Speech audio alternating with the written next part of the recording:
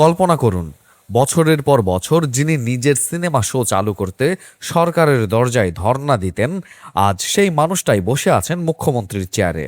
আর এবার তিনি নিজেই দিলেন সেই অনুমতি অন্য একটি সিনেমার জন্য। এই গল্প শুধু সিনেমার না, এটা এক অবিশ্বাস্য যাত্রার গল্প।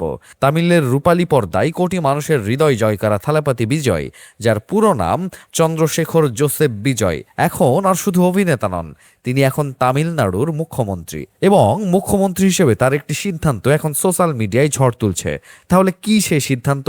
কে পেল সেই বিশেষ সুবিধা? আর কেনই বা তৃষা কৃষাণকে নিয়ে চলছে এত জল্পনা? সব জানবেন আজকের ভিডিওতে, তাই শেষ পর্যন্ত সাথেই থাকুন। সম্প্রতি মুখ্যমন্ত্রী হিসেবে শপথ নেওয়ার পর থেকেই একের পর এক চমকপ্রদ সিদ্ধান্ত নিচ্ছেন জোসেফ বিজয়।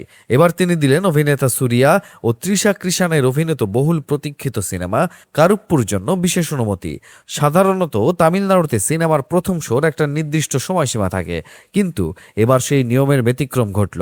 মুখ্যমন্ত্রীর বিশেষ অনুমতিতে বৃহস্পতিবার অর্থাৎ 14 মে সকাল মাত্র 9টা থেকেই শুরু হলো কারুপ্পুর প্রদর্শনী। ছবির প্রযোজনা প্রতিষ্ঠান এক্সে পোস্ট করে লিখেন, মাননীয় মুখ্যমন্ত্রী জোসেফ বিজয়কে অসংখ্য ধন্যবাদ এই বিশেষ অনুমতির জন্য। আর তখনই সোশ্যাল মিডিয়ায় ভাইরাল হয়ে গেল সেই বিখ্যাত মন্তব্য। একসময় নিজের সিনেমার শোর জন্য সরকারের কাছে অনুমতি চাইতেন বিজয়, আর এখন তিনি নিজেই সেই অনুমতি দিচ্ছেন। সত্যি কি দুর্দান্ত এক যাত্রা। তবে শুধু সিনেমার অনুমতি নয়, এই মুহূর্তে আরও একটি বিষয় নিয়ে সোশ্যাল মিডিয়া রীতিমতো গরম।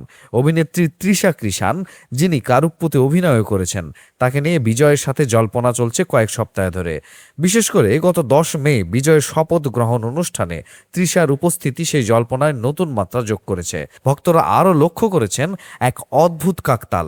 4 মে যেদিন নির্বাচনের ফলাফল ঘোষণা হয় এবং বিজয়ের জয় নিশ্চিত হয়, সেদিনটি ছিল তৃষার জন্মদিন।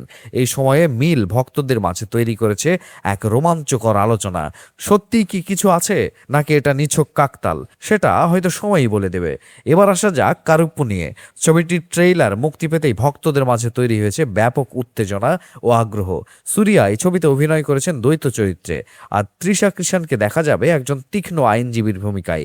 গ্রামীণ অ্যাকশন, রাজনৈতিক টানাপোড়েন, আদালতের লোমহর্ষক লড়াই, আর তার সাথে মিশেছে অলৌকিক কিছু রহস্যময় উপাদান।